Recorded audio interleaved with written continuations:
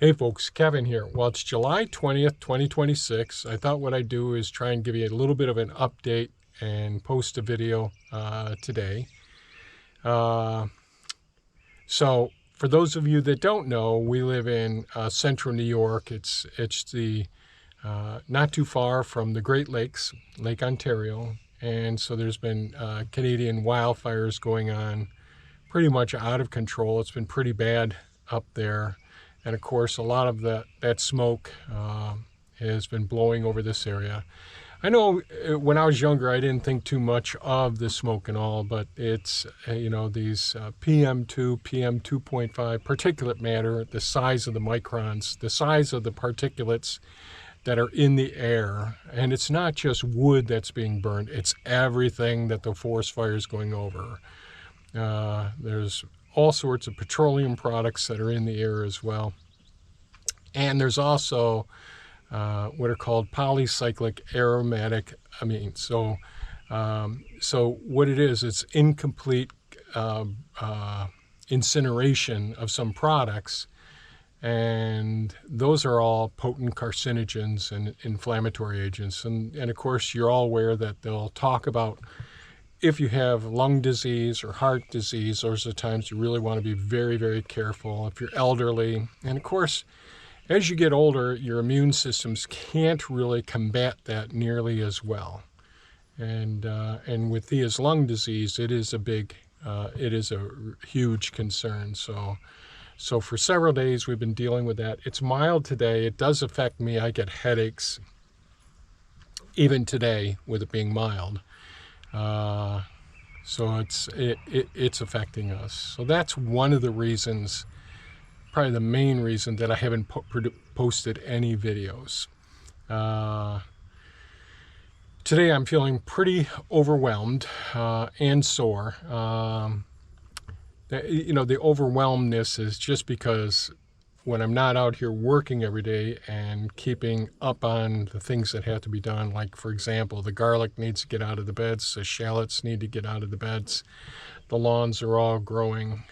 We're also in a drought. They're not mentioning, it isn't an issue for most places, but right here, we're just not getting the rain.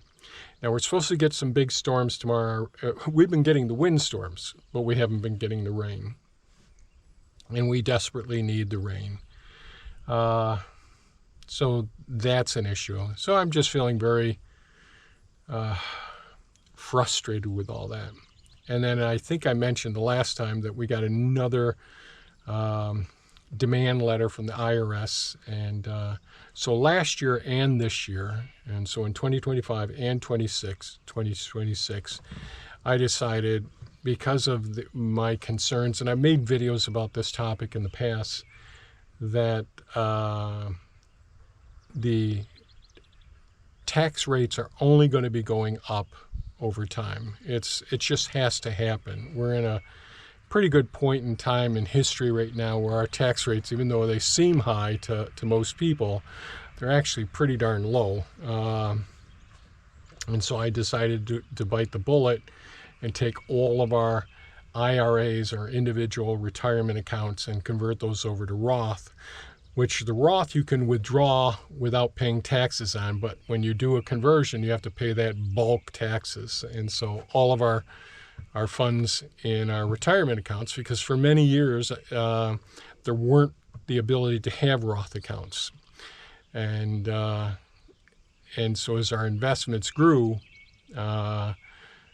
they sat there in a taxable account, meaning that when you draw the money out, like in retirement, you're taking it out, you're getting taxed at a pretty high rate. And I think that the tax rates are going to be going up in the future. So I did this massive, over 2 years, Roth conversions. And I made a video about this in the past, and I've shared my spreadsheet on how to calculate, how to get a good estimate about how it would pay off, whether you do it over many years, do it over 5 years, do it over 10 years, depending on what your income is, what your anticipated future incomes are, all of that sort of thing. And then we got the issues with New York State with their estate taxes and other taxes that they're proposing here. So, I made that decision to do that, and so we did the big Roth conversion in 2025, and we're doing it in 2026. So I've got quarterly tax payments now, but in 2025, the IRS is coming after me saying, geez, you didn't pay your taxes. Now we did. It's sitting in the IRS accounts, but it doesn't have a 1099 form associated with it. So on Friday, I contacted a tax attorney, and it's such an unusual case because I just went ahead and sent the money to the IRS. I didn't go through the website to do it as quarterly taxes and all. I just went ahead and sent them all the money, but directly from our brokerage account. So there's a paper trail for all of it there. And so a few months ago, I got a nasty gram from IRS demanding it with penalties and interest rates, and that we sent off all the paperwork showing documentation of everything, sent it certified return receipt mail, got receipts for all of that, the mailings as well. Then I think it was about 2 months ago, between a month and a half and 2 months ago, we got a second one with additional penalties, additional interest rate as well. And again, I copied all of the documentation that we originally sent, as well as an updated information, clearly showing everything, and mailed that off, certified return receipt, got those signed and all. And then we got one on Friday. It was either Thursday or Friday, I can't remember right now. And so Friday, I contacted the tax attorney, sent him. And so the last few days I've been sitting in front of the computer just trying to get all the data together to get the file. And so getting a tax attorney, and that's not inexpensive, having a tax attorney do it. It's over $500 an hour for them to try and communicate with the IRS. Now, I've called their numbers, I've sent them certified mail, all of those things, and you just don't get responses from them. And he says that's typical. So hopefully he's able to get into them and not spending many, many hours trying to communicate with them, and we can get this resolved. The same sort of thing did happen with New York State, but once I sent the first paperwork off to them, we haven't heard from them, so hopefully everything's there. And in the meantime, for 2026, I paid the first quarter and the second quarter, and then we have the third quarter coming up in September. I'll pay those quarterly taxes. It's just one of those things, and I look at things and I just think about how little our New York State does and how little our federal government does. It's just so frustrating for me. Anyways, I just get pretty darn tuckered out with that whole thing. Or frustrated. I guess I'm tired, but I'm also so annoyed. We pay so many taxes for every single thing that we do.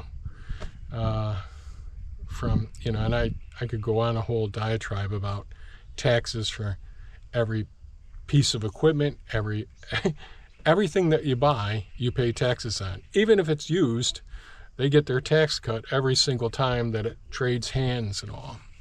Anyways, it's just one of those big annoyances that sit there. Then we had all the smoke, and that really, Thea and I just hunkered down inside. I was able to accomplish something. Eve, our copy editor, who has been editing 1 or 2 chapters at a time. She finished the final chapter 51 in my manuscript. So she finished that. And so for the last couple of days, I've been sitting in the computer and going through one chapter after the next, accepting the grammar changes. There's this whole standard that there's different standards that copy editors can use to do their job, and it's called CMOS. I think it's CMOS 3, And so they use that's those standards for going through and editing everything. And then there's comments throughout the whole process as well, like you need, like I'll say, and this book is about basically my life. It's my memoir. And but I also come up to this day and age and talk about using IBC totes like we have here, but not everybody knows what an IBC tote is. That's just one example. So many things and all. And so that's what I was doing the last couple of days, probably 16, 17 hours a day in front of the computer, going through 51 chapters of my book. And some of it I think is really, it's very good. It was extremely emotional and painful going through reading it again. And it was terrible writing it. When I first started writing the book, what I do is I just pull out my phone and I bring up a document, a blank document, and I start talking about different times in my life. And there's so many different phases that we've gone through, from my earliest childhood memories to everything from the assassination of John F. Kennedy to how that had an impact, the storm of '66, all of these things that happened. And, the truth is, you forget so many things, or at least I've forgotten so many things throughout my life. It's just amazing. And when you're writing a memoir, all of a sudden, oh yeah, I guess I skipped over that whole area. I forgot about it. It's because we've had, it's like, years ago, this whole place was a wildlife rehabilitation center with, many, many volunteers. We even had inmates working here at one time. And it was all different. The property was totally different here. And before that, we raised thoroughbred racehorses. And we raised kids. And my eldest granddaughter just turned 30, to give you an idea. So it's been an interesting life, but there's all of these chapters throughout our whole lives. And in the book, it really helps out with Thea giving her reflections on different phases. Whether it's me learning to read when I was 28 and then going to SUNY Oswego and all of that, and giving up a good paying job in a factory, Miller Brewing Company, to go and do that. Here I am, I'm sort of like going back through some of the things. So anyways, we've had all these different phases in our lives and challenges, and getting knocked on my butt so many times, and being so in debt, being so dirt poor because we decided to take every risk in the world, so many times. And this is where we're at now. And one of the things so that's what I was doing over the last, probably 72 hours, something like that. Just sitting in front of the computer doing all that. And I finally I'll tell you one more thing. I finally get to the end of the book, and I've been writing this book for a couple of years now. And it's exhausting. And for a dyslexic, someone who didn't learn to read until so late, this was challenging. I have a great deal of respect for authors. Anyway, so when I finally get to the end of it and all, I see that I repeat myself in the epilogue, my letter to myself, all of these things that I think about at different times. Geez, I want to put this in there. What would I tell myself when I was younger? And what do I want the reader to take home from this memoir? All of those things I wrote at different times. And, you know, it's just not necessary. Those things aren't. I could do it better in just one note to the readers, sort of explaining if they got that far in the book. So I just looked at it again this morning, and so I'm going to make that modification. So you track all your changes in the document as you're going through it, and this is a huge manuscript. I mean, for me, it's huge. Well, anyways, it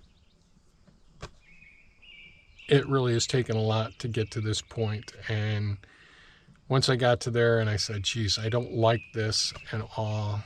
And I just asked Thea this morning. I had it read aloud to Thea, and she liked the thing I did yesterday better than the other 4 sections that were at the end of the book. So I got one more change there. Then it goes to, so I compiled all of the stuff that I accepted from the copy editor from 51 chapters. And when you're using Word in this editing process, it shows every single comment, every single change you're doing. Probably many people know this. I had no idea about all this stuff until I did this. And so I sent that all back to her. And then I went through the whole document again. And there were lots of things that happened during the process of sending things back and forth. There was all these page breaks and paragraph breaks and fragmented sentences and all that. And that isn't part of the copy editor's job, but it just happened. I don't know how the hell it happened, to tell you the truth. But I went through the whole document, again, and I made another copy of it, and I sent that off to her last night. It'll take her some time to go through all of that. But then there's sending it off to, I guess it's called a typesetter, and then to a proofreader, and all of that. And so there's still more phases of this. I'll just say it's a real eye-opener if you go to write a book. It really is something, and it's not inexpensive. To have a professional read through 51 chapters, it's not going to be a couple $100. It's going to be several $1,000s just to do that. And so each part is going to be a significant part. So I hope that this book, ultimately, when it gets out there, helps some people, or at least entertain some people, or show that, hey, this guy did it. And here I am talking about this guy did it, and I'm completely exhausted and frustrated that I feel so far behind today. Anyway, so that's what I've been up to. Those are the challenges we've had over this last week and all. And I think I'll finish this video here and just send it to you, because I'll just start another video, because today it's going to be pretty much boring stuff.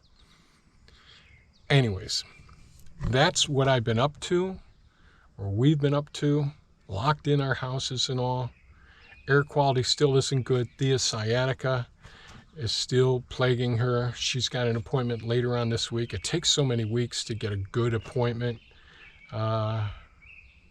To maybe, well, we'll see what they end up saying. Her cases are pretty complex because of her osteoporosis and all, and her fractures. So anyways, I think we'll end the video right here at this point. Thanks so much for watching, folks. I hope you folks stay safe. I hope that your air quality isn't bad where you are.